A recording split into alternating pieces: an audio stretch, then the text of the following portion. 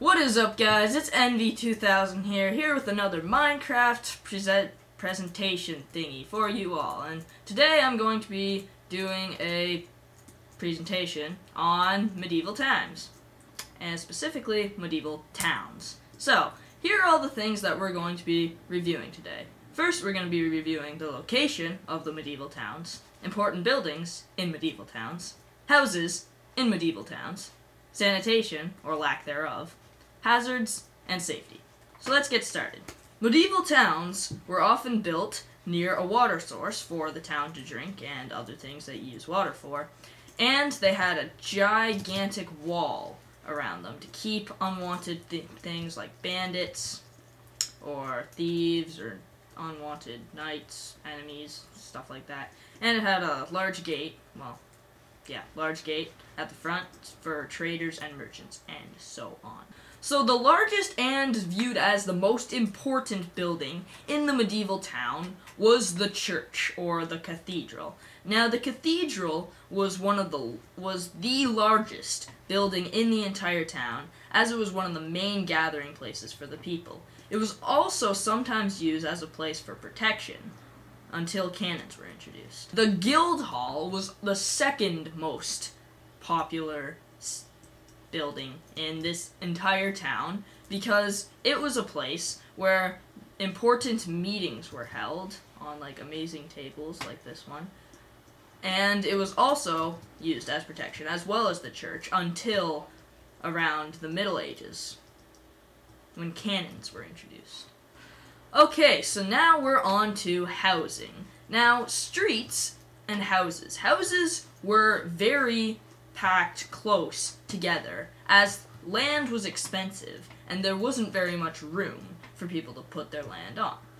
So, and one of the other things is that builders like to create the streets, basically. They sort of created rather like dome-shaped ended up streets so that you like feel like you're sort of like walking in like a dome, because, you know, the houses, like, they start to come in on each other. You can see, like, those two windowsills are almost touching each other. Like, you could reach out of your window and almost touch the other person's window, basically.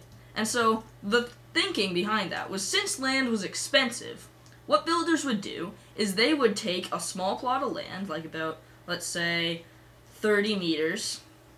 Let's say that this represents 30 meters. And now what they would do is they would build their first story on those 30 meters. Then, what they would do is they would build a second story on top of it that would be even larger. And then after that, they would build a third story that's even larger than that on top of that. And if both neighbors across the streets ended up doing that, then you can see why their houses would be so close together. Because that was the thinking in their construction. It wasn't very safe, and houses did often crash because of this. Okay, so now on to sanitation. Sanitation was one of the biggest health hazards in the entire medieval town because people didn't really know what to do with their waste. What they would do is they would put their waste into chamber pots, and their chamber pots they would simply throw out of their window. And then their waste would flow just right out the window. Could even hit some innocent passerby who was just standing underneath their window. And it would cause disease in the streets, because the streets were made out of mostly mud.